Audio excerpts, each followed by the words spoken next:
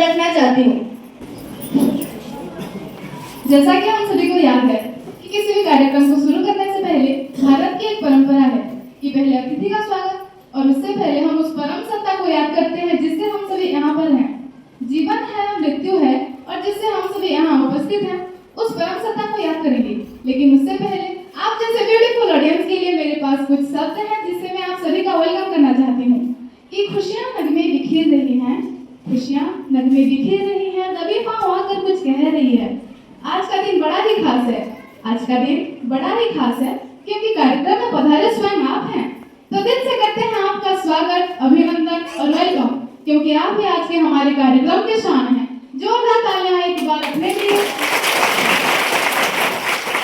और इसी के साथ हम कार्यक्रम को शुरू करते हैं, स्वागत करते हैं, अभिनंदन करते हैं, वंदन करते हैं, माँ भारती को याद करते हुए एक बार जोर से कहते हैं जय Hind.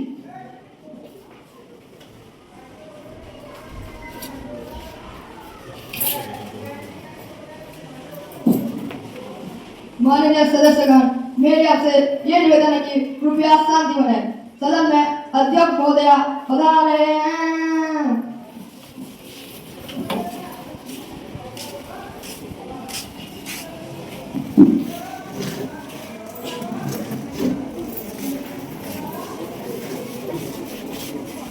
I request all the members please take your seat. Maintain decorum and extend due respect to the proceeding.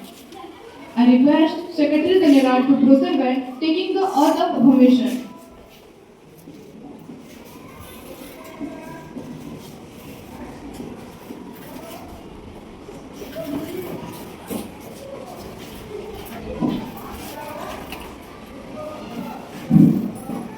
Miss Ansika Meher, star selected from Varanasi constituency of Uttar Pradesh, will now take the oath of affirmations.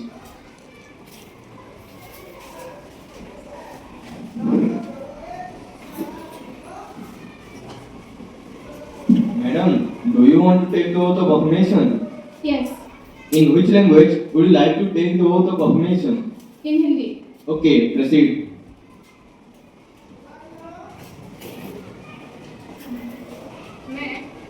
मैं अंशिका मेहर सत्यनिष्ठा से प्रतिज्ञा करती हूँ कि मैं विधि द्वारा स्थापित भारत के संविधान के प्रति सच्ची श्रद्धा और निष्ठा रखूंगी और भारत की संप्रभुता और अखंडता को अक्षुण्ण रखूंगी और अपने दायित्वों का निष्ठापूर्वक निर्वहन करूंगी।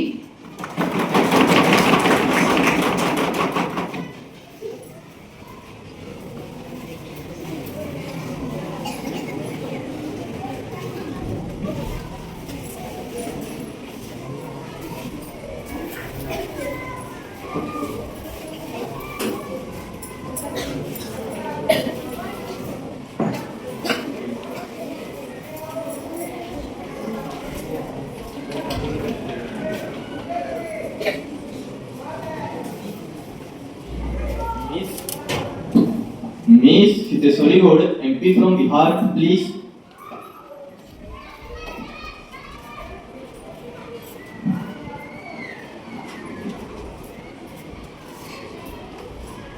In which language would you like to take the oath of affirmation? In English.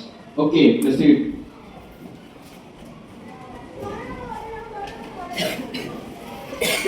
I, Chiteswari Gaud, do solemnly affirm that I will bear true faith and allegiance to the Constitution of India as by law established, and I will uphold the sovereignty and integrity of India, and I will faithfully discharge all my duties as the Minister of Finance upon which I am about to enter.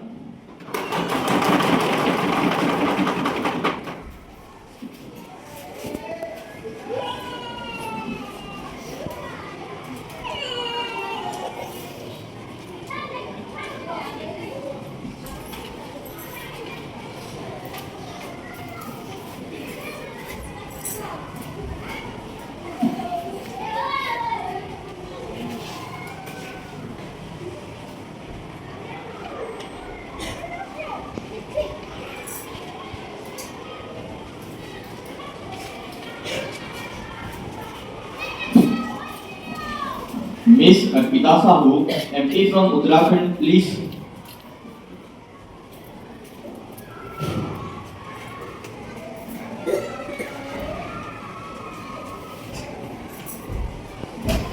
In which language would you like to take the oath of affirmation? In Sanskrit. Okay, proceed.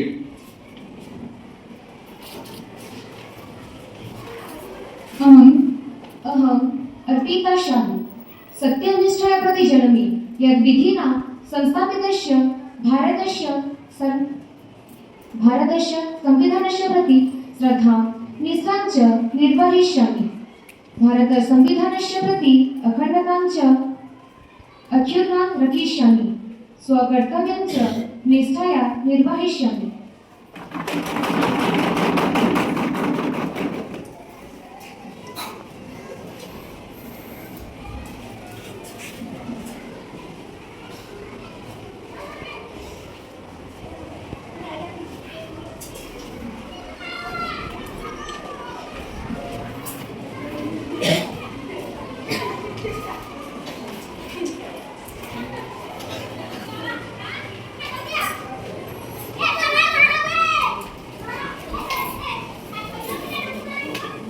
I request Honorable Minister Ms. Sejal Agrawal to keep her opinion on women's safety.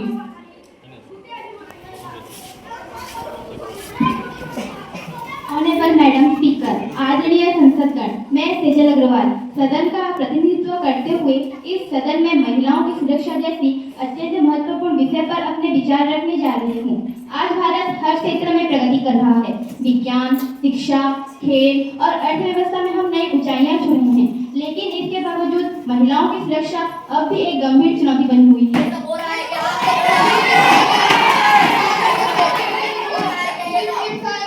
हर महिला को यह अधिकार है कि वह अपने घर, कार्यस्थल और सार्वजनिक स्थानों पर सुरक्षित महसूस करे। महिलाओं की सुरक्षा केवल कानून बनाने से नहीं होगी। महिलाओं की सुरक्षा केवल कानून बनाने से नहीं होगी, हमें समाज की सोच और दृष्टिकोण को भी बदलना होगा। हमें स्कूल, कॉलेज और कार्यस्थलों में जागरूकता अभियान चलाने होंगे ताकि सम्मान और समानता की भावना विकसित हो। माननीय संसदगण, महिलाओं की सुरक्षा केवल एक नैतिकता विषय नहीं है, यह हम सबकी सामूहिक जिम्मेदारी है। आइए हम सब मिलकर ऐसा भारत बनाए जहां हर बेटी, हर बहन, हर महिला निडर होकर आगे बढ़ सके। जय Hind.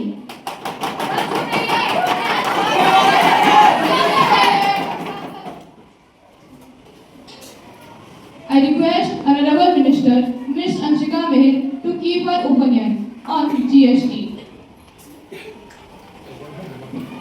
Honourable madam speaker, GST देश की अप्रत्यक्ष कर प्रणाली को सरल, पारदर्शी और एकीकृत बनाने के उद्देश्य से की गई है।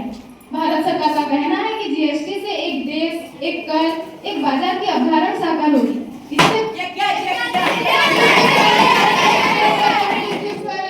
इससे व्यापार में सुगमता आएगी और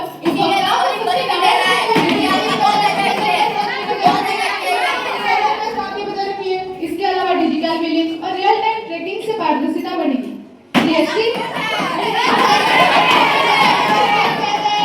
जीएसटी भारत की आर्थिक स्वतंत्रता का दूसरा अध्याय है, जिससे देश को एक आर्थिक मंच पर खड़ा किया है। जय हिंद।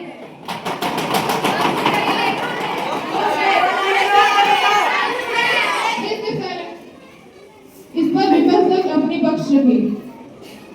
माननीय अध्यक्ष महोदय, मैं आपके माध्यम से माननीय प्रधानमंत्री जी से यह जानना चाहूंगी कि जैसे शुरू हुई थी सरकार, कायम भी आगे हटके विकास की मोती 10 साल में रास्ते में भटके। इस देश का यही है किस्सा कि जो जीता वो राजा की तरह रहेगा और जिन्होंने जिताया वो फकीर की तरह रहेगा। ये तो शुरुआत है, ये तो ट्रेलर है, अभी तो पिक्चर बाकी है ना। वो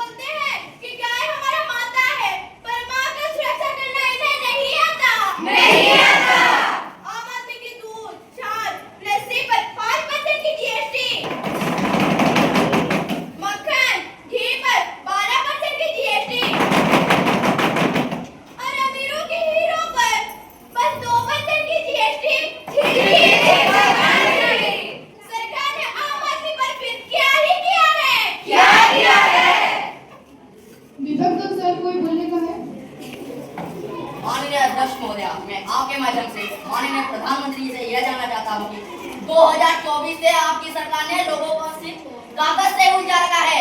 जैसे कि आपने पहले बोला, पहले आधार कार्ड बनाओ, आधार कार्ड बनाने के बाद आपने बोला उसको बैंक से जोड़ो, बैंक से जब लोगों ने उसको जोड़ा फिर से आपने बोला उसको गैस कनेक्शन और पैन कार्ड से जोड़ो। ये सब क्या लगा रखा है आपने? हमने इसका जवाब चाहिए, जवाब दीजिए हमें। Honorable PM to give his opinion. मेरे प्यारे भाइयों और बहनों, आज के इस सदन में मैं कुछ ऐसे मुद्दों पर बात करना चाहता हूँ जो देश के हर नागरिक के जीवन से गहराई से जुड़े हुए हैं, जैसे कि आधार कार्ड, महिलाओं की सुरक्षा व सशक्तिकरण और जीएसटी। भाइयों और बहनों, कभी इस देश में एक साधारण नागरिक को अपनी पहचान सिद्ध करने के लिए कई सारे दस्तावेज दिखाने पड़ते थे, लेकिन आज हमारे पास आधार कार्ड है जो हर भारतीय की एक डिजिटल पहचान बन चुका है।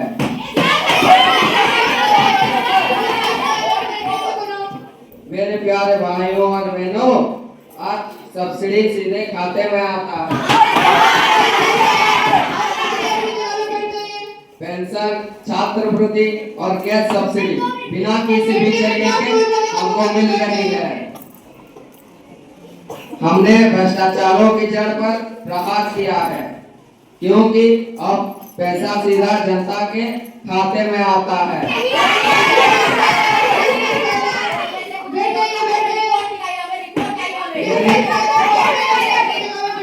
मेरे प्यारे दोस्तों, यही है डिजिटल इंडिया का असली अर्थ। ईमानदारी और पारदर्शिता। बेटी बचाओ बेटी पढ़ाओ एक नारा नहीं, आज देश की बेटियां हर क्षेत्र में आगे बढ़ रही है। सेना में स्थायी कमीशन, स्पोर्ट्स में मेडल, विज्ञान और अंतरिक्ष में नेतृत्व। यही है नई भारत की पहचान। हमने 3 तलाक जैसे अन्यायपूर्ण प्रथा को समाप्त किया।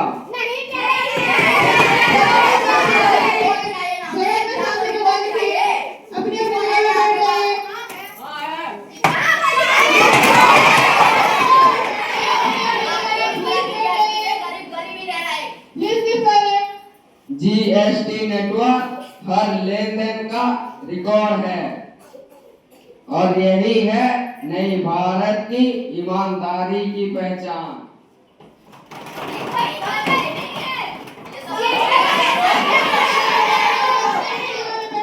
मेरे प्यारे दोस्तों, आज का भारत बदल चुका है, जहां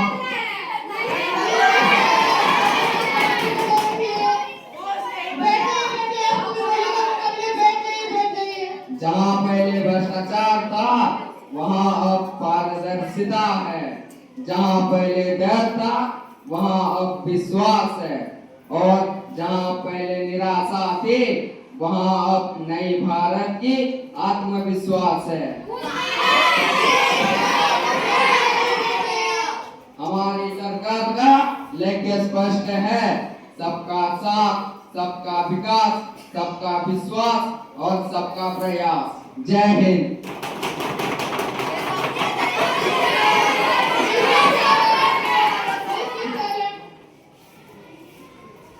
Honorable member, the House has completed the business done for this time. All the members, I think all the members for their participation and cooperation during the proceeding. The House now stands adjourned till next session.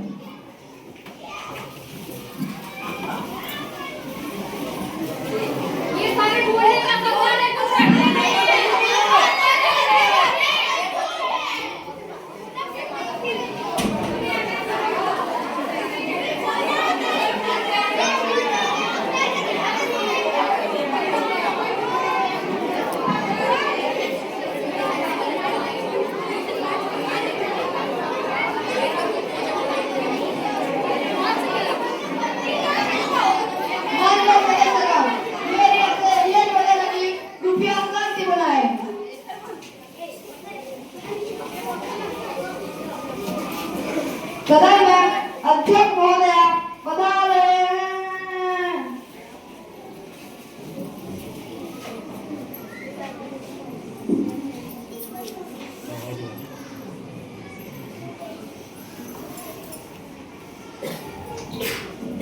I request all the members please take their seat. मैं अनुरोध करती हूँ मंत्री महोदया मन्नत रमेश अपने प्रश्न रखें। स्पीकर मैडम, मैं आपके माध्यम से पेट्रोलियम मंत्री से सवाल जवाब चाहती हूँ। देश में पेट्रोल और डीजल की बढ़ती कीमतों को नियंत्रित करने के लिए सरकार ने अब तक क्या कदम उठाए है?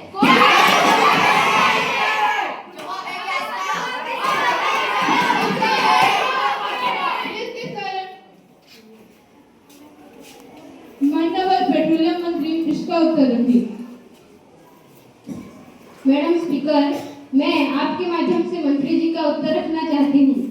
देश में पेट्रोल और डीजल की बढ़ती कीमतों को नियंत्रित करने के लिए केंद्र सरकार समय समय पर एक्साइज ड्यूटी और वैट में कटौती कर आम जनता को राहत देते हैं।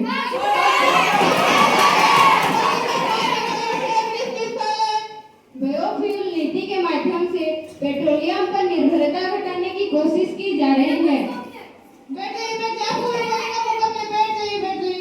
सरकार इलेक्ट्रिक वाहनों को बढ़ावा दे रहे हैं, जिससे पेट्रोल और डीजल की उपयोग कम हो सके। यही है हमारी सरकार।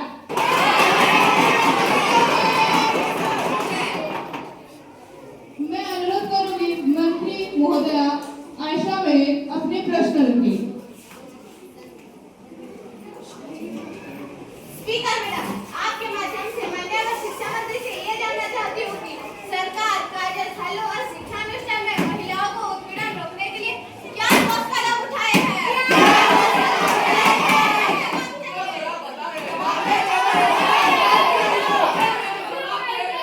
माननीय शिक्षा मंत्री इसका उत्तर रखिए। मैडम स्पीकर, मैं शिक्षा मंत्री जी के प्रश्नों का उत्तर रखना चाहता हूँ। महिलाओं के साथ किसी भी प्रकार का शोषण या उत्पीड़न अपराध है। यदि किसी महिला के साथ किसी भी प्रकार का हिंसा या उत्पीड़न होता है तो वह तुरंत ही इसकी शिकायत कर सकते हैं।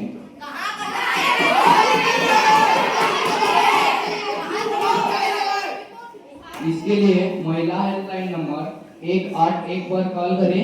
साथ ही हर संस्था में एक आंतरिक शिकायत समिति का गठन किया गया है,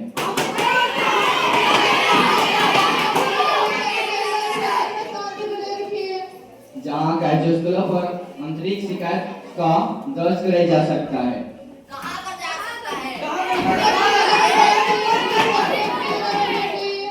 हर महिलाओं को अपने अधिकार के प्रति सचेत रहना चाहिए।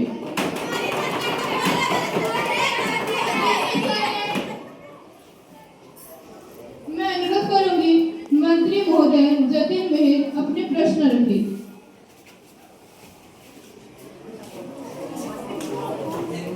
मैं स्पीकर मैडम के माध्यम से माननीय रक्षा मंत्री से यह जानना चाहता हूँ कि विभिन्न विभागों एवं संस्थानों में कुछ व्यक्तियां दलाल लोगों से नौकरी दिलाने की बहाने रिश्वत वसूल रहे हैं।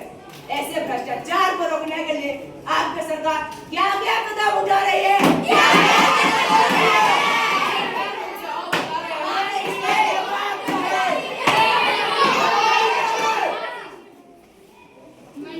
शिक्षा मंत्री इसका उत्तर रखिए।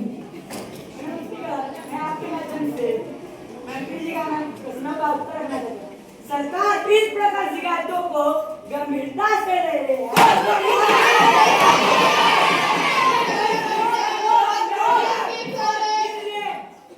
पहला कदम उठाया है भर्ती प्रक्रिया में पारदर्शिता, जैसे कि सभी सरकारी नौकरियां अब ऑनलाइन माध्यम से की जा रही है। किसी भी दलाली सिफारिश से बचा जा सके।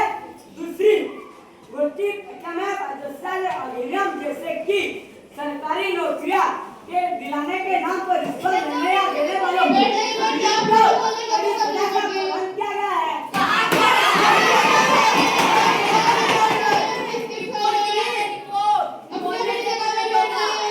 तीसरी, जांच एजेंसी की कार्रवाई, जैसे कि ऐसे मामले में सीबीआई, एससीबीआई और राज्य पुलिस के द्वारा जांच कर दोषियों पर मुकदमा चलाया जाता है।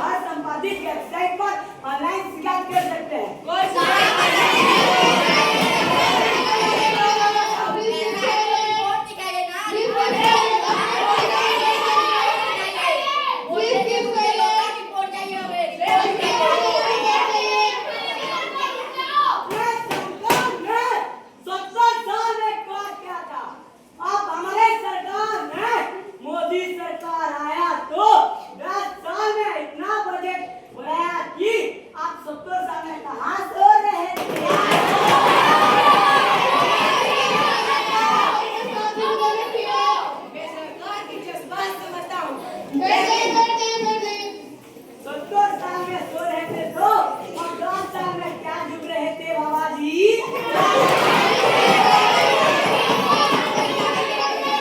आपने तो 70 साल में खाली दर्जे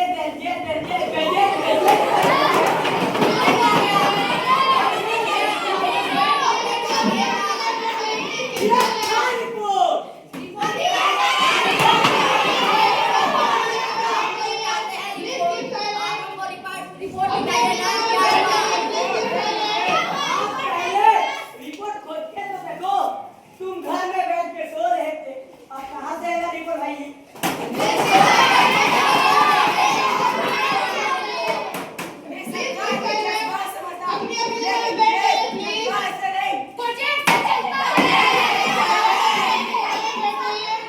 अभी शुरू है नरेंद्र मोदी जी का यूनियन बजट, जिसमें हर बिजनेसमैन और सरकारी से लूटी हुई पैसा 12 लाख का बजट लेके आए हैं।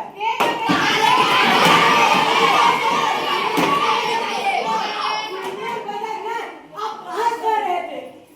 आप कहाँ से रहे थे?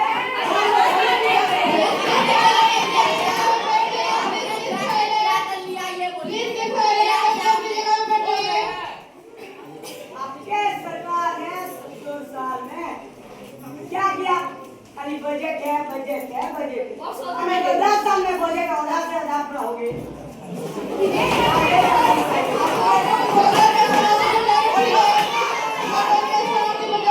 अपने सरकार होते तो एक हिंदुस्तानी घुसा तो 2 भारत की महिला पाकिस्तान में घुस कर मारे सब।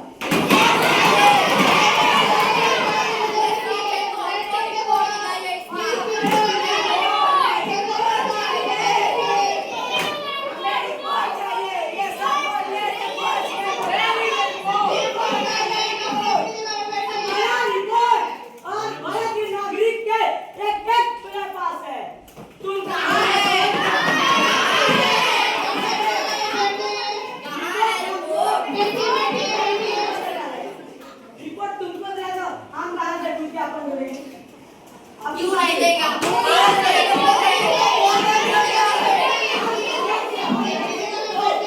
ऑपरेशन सिंदूर के नाम 2 लड़की पाकिस्तान में घुस कर मरी। अब कहाँ से दे?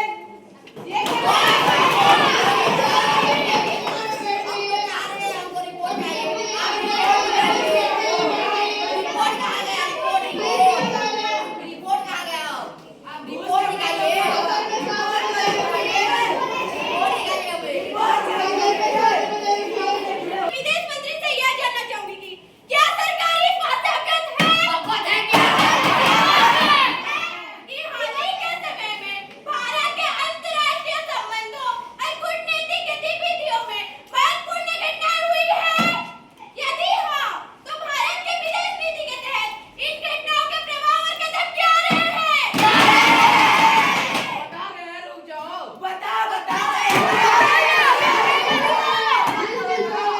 यही बैठे हैं, कुछ नहीं जा रहे। बताओ।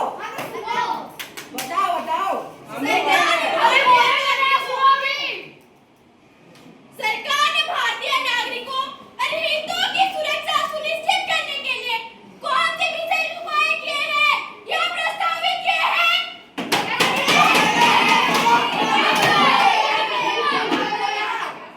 माननीय विदेश मंत्री इसका उत्तर रखें।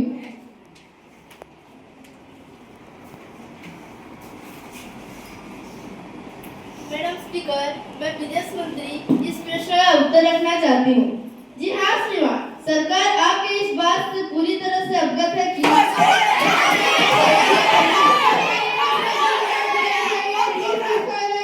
वैश्विक परिदृश्य में लगातार परिवर्तन हो रहे हैं और भारत के अंतर्राष्ट्रीय संबंधों और कूटनीति में नई चुनौतियां और अवसर उत्पन्न हो रहे हैं। इसके लिए सरकार ने कुछ ऐसे कदम उठाए हैं, जैसे कि पहला, द्विपक्षीय और बहुपक्षीय वार्ता, जैसे कि अंतर्राष्ट्रीय मंच पर भारत की मजबूती और हितों की रक्षा। दूसरी, कूटनीतिक प्रयासों का समन्वय, जैसे कि विदेश मंत्रालय और भारतीय मिशनों द्वारा लगातार नीति, समझौते और सहयोग पर काम। तीसरी, भारतीय नागरिकों की सुरक्षा।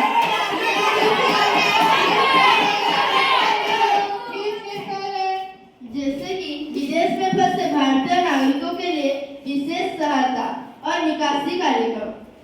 चौथी, वैश्विक रणनीतिक साझेदारी,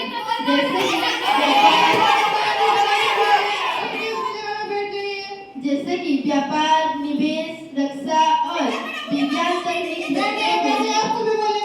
अंतर्राष्ट्रीय सहयोग को बढ़ावा देना। सरकार लगातार भारत की वैश्विक प्रतिष्ठा और हितों की सुरक्षा के लिए सक्रिय रूप से कार्यरत है। ये है हमारी सरकार।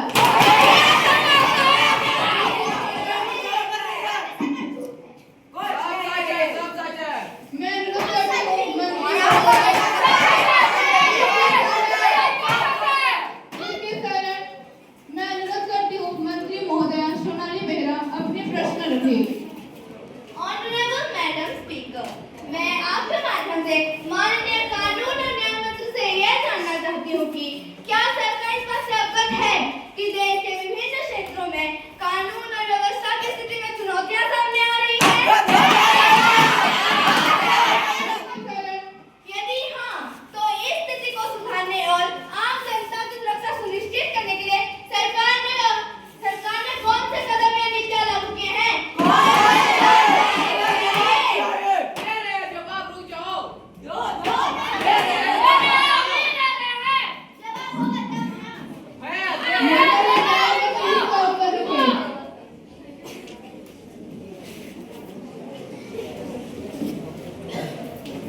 मैडम स्पीकर, मैं मंत्री जी के प्रश्नों का उत्तर रखती हूँ।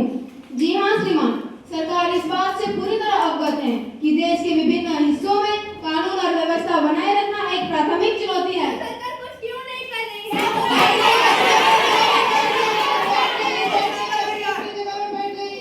सरकार ने इस दिशा में अनेक कदम उठाए हैं। पहली, स्थानीय पुलिस बल की क्षमता वृद्धि, अतिरिक्त प्रशिक्षण, तकनीकी सहायता और आधुनिक उपकरण प्रदान करना। दूसरी, स्मार्ट पुलिसिंग तकनीक का उपयोग, जैसे कि सीसीटीवी नेटवर्क, मोबाइल पेट्रोलिंग और आपातकालीन कॉल सेंटर के माध्यम से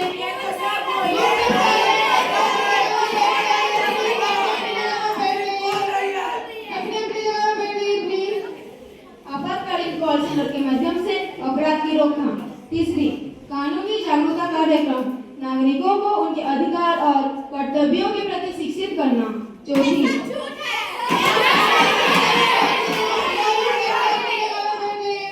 चौथी, विशेष कानून प्रवर्तन योजनाएं, संवेदनशील क्षेत्रों में सुरक्षा बढ़ाने के लिए विशेष टास्क फोर्स और निगरानी अभियान। पांचवी, राज्य और केंद्र के बीच समन्वय, कानून व्यवस्था को प्रभावी बनाने के लिए संयुक्त रणनीति और त्वरित प्रतिक्रिया तंत्र विकसित करना। ऐसे ही हमारे सरकार लगातार सुरक्षा सुनिश्चित करने और कानून व्यवस्था को मजबूत बनाने के लिए प्रयासरत हैं। यही है हमारी सरकार।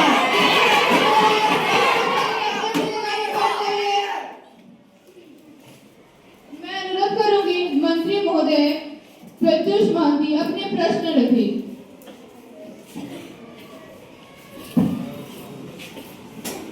माननीय अध्यक्ष महोदय, मैं आपके माध्यम से माननीय वित्त मंत्री से यह जानना चाहता हूँ कि क्या सरकार सोने और चांदी की हाल ही में वृद्धि से अवगत है?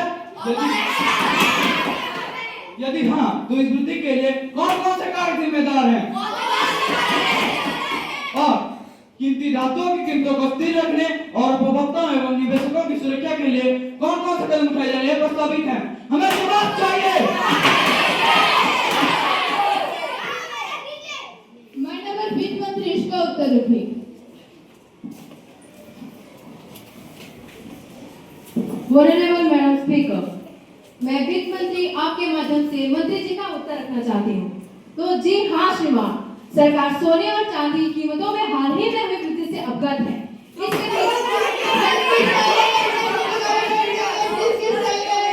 इसके पीछे मुख्य कारण है, पहला, वैश्विक बाजार में अस्थिरता, दूसरा, डॉलर की कीमत में उतार चढ़ाव।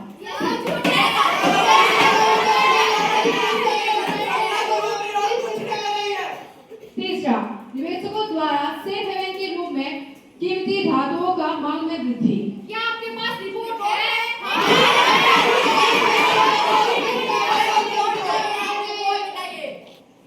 सरकार कीमती धातुओं की सुरक्षा एवं निवेशकों और उपभोक्ताओं की सुरक्षा हेतु कुछ कदम उठा रही है, जैसे कि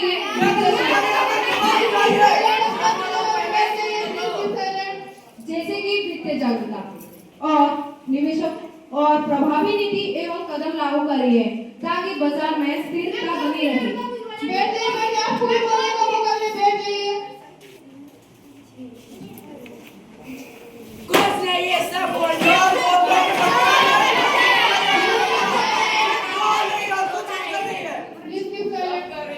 कुछ नहीं कर रही है।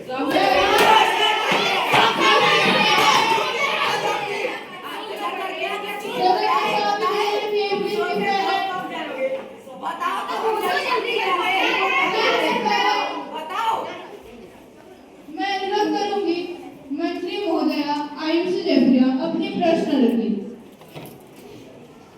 माननीय अध्यक्ष महोदय, मैं आपके माध्यम से क्रीड़ा मंत्री से इस प्रश्न का उत्तर देना चाहती हूँ। ग्रामीण क्षेत्रों में खेल प्रतिभाओं की पहचान और प्रोत्साहन के लिए सरकार कौन से कार्यक्रम चला रही है? इसका हमको जवाब चाहिए। जवाब दीजिएगा, जवाब है तो।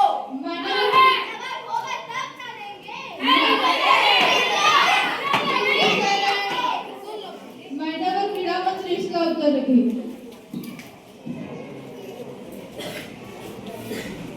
मैडम स्पीकर, मैं मंत्री जी का प्रश्नों का उत्तर रखना चाहता हूँ। सरकार ग्रामीण क्षेत्रों में खेल प्रतिभाओं को आगे लाने और उन्हें उचित प्रशिक्षण देने के लिए कई योजनाएं चला रही है। तो क्या है?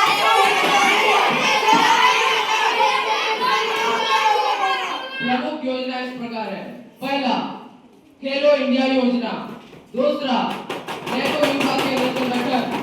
तीसरा, राष्ट्रीय खेल प्रतिभा खोज योजना।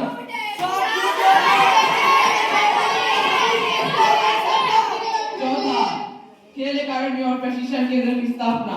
पांचवी, फिट इंडिया मूवमेंट और योगा डे जैसे पहले।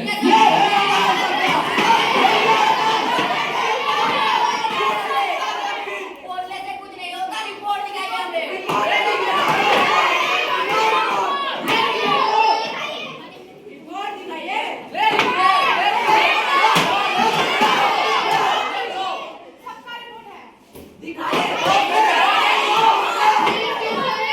रिपोर्ट चाहिए, आप दिखाइए ना report. Please keep silent.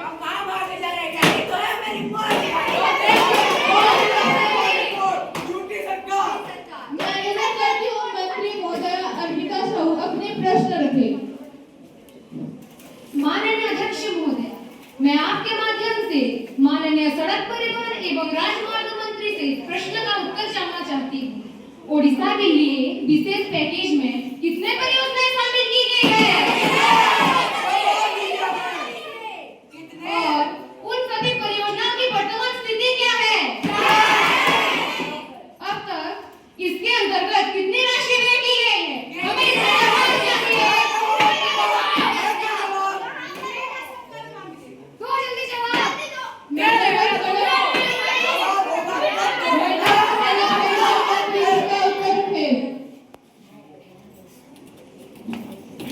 Madam speaker, मैं आपके माध्यम से प्रधानमंत्री जी का प्रश्न का उत्तर रखना चाहती हूँ। सरकार ने प्रधानमंत्री से ओडिशा 2025 को 18 अगस्त 2015 को अनुमोदित और घोषित किया था, जिसमें ओडिशा में 2775.1 किलोमीटर राष्ट्रीय राजमार्ग विकास तथा 12 रोड ओवरब्रिज के निर्माण का प्रबंधन शामिल था।